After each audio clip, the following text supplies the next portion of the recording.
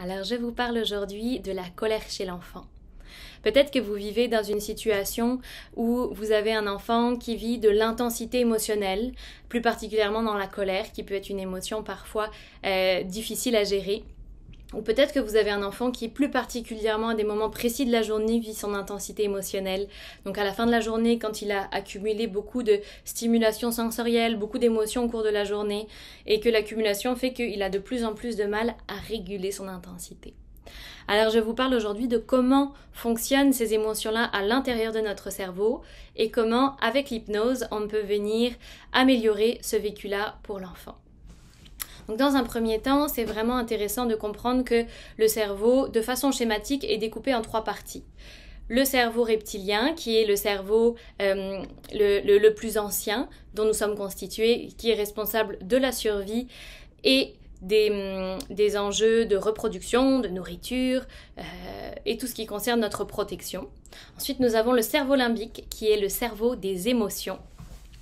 Et en 3e partie, nous avons le néocortex, qui est le cerveau qui est apparu le dernier dans l'évolution, qui est le cerveau de la réflexion et de l'analyse. Donc c'est grâce à notre néocortex qu'on est capable de réguler nos émotions.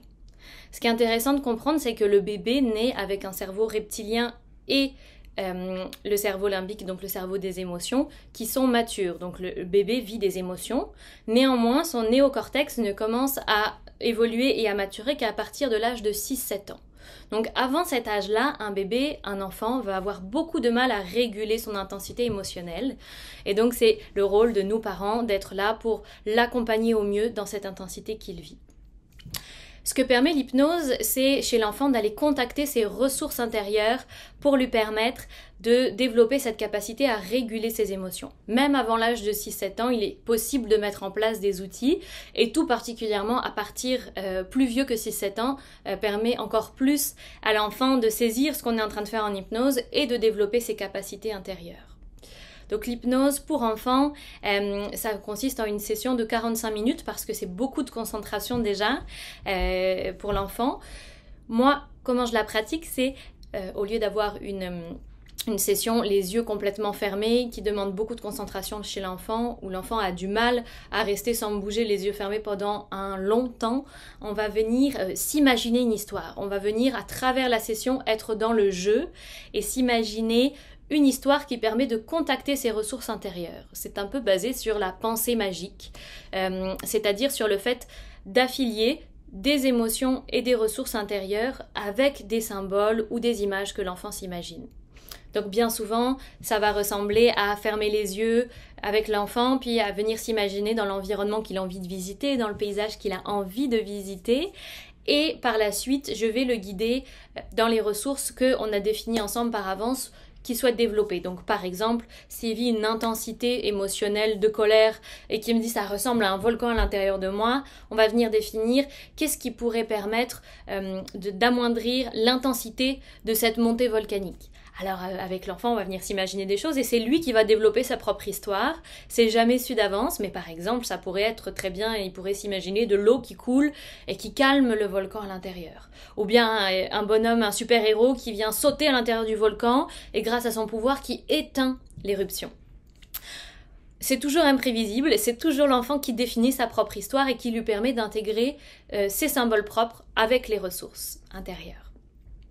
Donc comment ça se passe une première session avec un enfant? Souvent on va prendre un premier 15 minutes pour venir créer le lien de l'hypnose, créer le lien thérapeutique parce que sans lien thérapeutique l'évolution est vraiment amoindrie. Donc c'est une étape clé que l'enfant ait confiance, qu'il se sente en confiance avec moi en tant qu'hypnothérapeute. Ensuite on va souvent prendre 15 minutes pour développer l'histoire dont je vous ai expliqué un petit peu plus tôt pour développer l'axe de l'imagination et les ressources qui s'ancrent avec ces images-là. Et dans un dernier temps, souvent, on va prendre le temps de dessiner les personnages principaux, les symboles principaux pour que l'enfant puisse vraiment ancrer jusque dans la matière du dessin ces symboles-là en lien avec les ressources qu'on a nommées.